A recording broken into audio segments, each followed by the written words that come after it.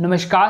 पिछले कुछ दिनों से एक वीडियो वायरल हो रहा है। उसमें राजस्थान के हाल ही में भारतीय जनता पार्टी के बने प्रभारी राधा मोहन दास का जो ये कहते हुए नजर आ रहे हैं कि सचिन पायलट अगर टोंक से चुनाव नहीं लड़ते तो वो चुनाव नहीं जीत पाते। राजस्थान के किसी कोने से सचिन पायलट एमएलए नहीं बन सकते थे। टोंक में इसीलिए वो चुनाव जीत रहे हैं क्योंकि वहां पर ज्यादातर मुस्लिम समाज के लोग निवास करते हैं, मुस्लिम समाज के वोटर्स निवास करते हैं, इसीलिए सचिन पायलट वहां से जीत पा रहे हैं। वरना तो सचिन पायलट पूरे राजस्थान में किसी कोने से नहीं जीत सकते हैं। उनका सीधा कहने का यही टारगेट था भारतीय जनता पार्टी के हाल ही में बने प्रभारी राधा मोहन दास अग्रवाल का। जिस प्रकार ये बयान देने के बाद पूरे देश में यूथ कांग्रेस द्वारा विरोध प्रदर्शन देखने को मिल रहा है। देश के कोने कोने से विरोध प्रदर्शन किया जा रहा है राजस्थान के भारतीय जनता पार्टी के प्रभारी के विरोध में, इस बयान के विरोध में। जिस तरह राधा मोहन दास अग्रवाल ने ये बयान दिया है, ये एक विवादित बयान बन गया है। इसको लेकर हर क्षेत्र से सचिन पायलट के समर्थन में, अशोक गहलोत के समर्थन में, पार्टी के समर्थन में ज्ञापन दिए जा रहे हैं राधा मोहन दास के खिलाफ कार्रवाई करने के लिए। यूथ कांग्रेस के समर्थकों का यह तक कहना है कि राधा मोहन दास राजस्थान से दफा हो जाए, राजस्थान से भाग जाए, राजस्थान छोड़ दे। शायद इस विरोध से तो यही लग रहा है कि राधा मोहन दास को सचिन पायलट के बारे में कुछ ज़्यादा पता नहीं था, इसीलिए अग्रवाल जी कुछ बोल गए हैं। इस विरोध को देखते हुए अग्रवाल को यही लग रहा होगा कि मैं किसके लिए कुछ बोल दिया, मुझे पता नहीं सचिन पायलट क्या है, सचिन पायलट के बारे में बिना जाने ही कुछ बोल दिया है, इसका परिणाम मुझे भुगतना पड़ रहा है, ये मेरी बहुत बड़ी गलती हुई होगी, इसीलिए मैंने सचिन पायलट के लिए बोला। क्योंकि सचिन पायलट को सब जानते हैं। राधा मोहन दास खुद चुनाव नहीं जीत पाए, लेकिन सचिन पायलट कई नेताओं को चुनाव जीता गए। कांग्रेस के कई प्रत्याशी को चुनाव जिताने में इनकी अहम भूमिका रही है। कई राज्यों में सरकार बनाने में इनकी अहम भूमिका देखने को मिलती रही है। राधा मोहन दास अग्रवाल खुद भी चुनाव नहीं जीत पा रहे हैं और सचिन पायलट के बारे में चुनाव एमएलए के चुनाव जीताने की बात करते हैं। लेकिन मैं आपको कहना चाहता हूं कि सचिन पायलट राजस्थान के ही नहीं बल्कि पूरे देश के किसी भी कोने से अगर चुनाव लड़े तो उनको हराने वाला कोई नहीं है। चाहे सामने भारतीय जनता पार्टी का कोई बड़ा दमदार चेहरा हो, लेकिन सचिन पायलट को हराना नामुमकिन जैसा है। आपको पता होगा टोंक में जब सचिन पायलट चुनाव लड़ रहे थे तो अपने क्षेत्र को छोड़कर बाहर प्रचार प्रसार कर रहे थे। उसके बाद भी अच्छे खासे वोटों से सचिन पायलट टोंक से जीत आए हैं। तो ऐसे में आप अंदाजा लगा सकते हैं कि सचिन पायलट की किस प्रकार की लोकप्रियता है। सचिन पायलट की लोकप्रियता पूरे देश में आपको देखने को मिलती है।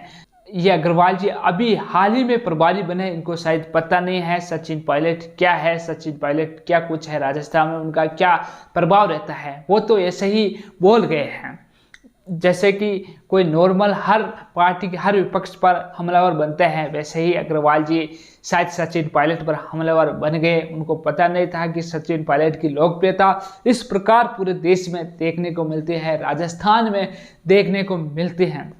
सचिन पायलट तो राजस्थान में सरकार भी बना चुके हैं अपने दम पर, प्रदेश अध्यक्ष रहकर। और हिमाचल प्रदेश में भी सचिन पायलट प्रभारी थे, वहाँ पर भी उन्होंने सरकार बना के दिखाई। और राधा मोहन दास अभी भारतीय जनता पार्टी के प्रभारी बने और सचिन पायलट पर निशाना साधने लगे हैं। सचिन पायलट की जिस प्रकार की लोकप्रियता है उसको बिना जाने ही सचिन पायलट के बारे में बयान दे डाला।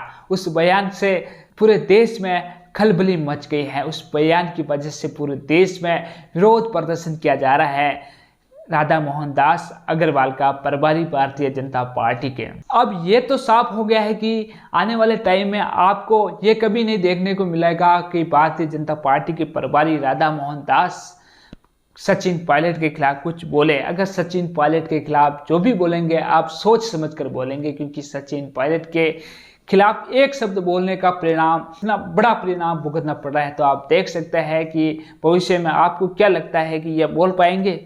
सचिन पायलट को पूरा देश मानता है, सचिन पायलट की लोकप्रियता को पूरा देश जानता है। विपक्ष भी अच्छी तरह से जानता है कि सचिन पायलट की किस प्रकार की लोकप्रियता है। सचिन पायलट जहां भी किसी भी प्रत्याशी के लिए प्रचार प्रसार के लिए जाते हैं वहाँ धुआं निकाल कर आते हैं, जिस प्रकार सचिन पायलट ने कहा है। उसके अलावा सचिन पायलट के लिए ऐसे ऐसे नारे लगते हैं जो आज दिन तक इतिहास में किसी नेता के लिए नहीं लगे होंगे। ऐसे सचिन पायलट के लिए राजस्थान में नारे लगते हैं।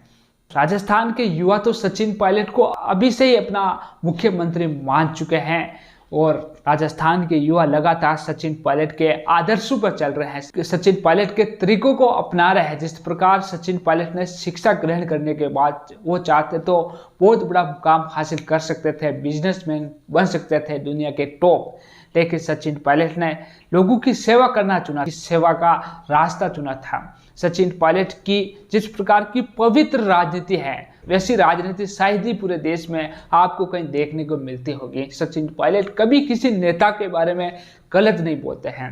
सचिन पायलट जो भी बोलते हैं सोच समझ कर बोलते हैं और सही बोलते हैं।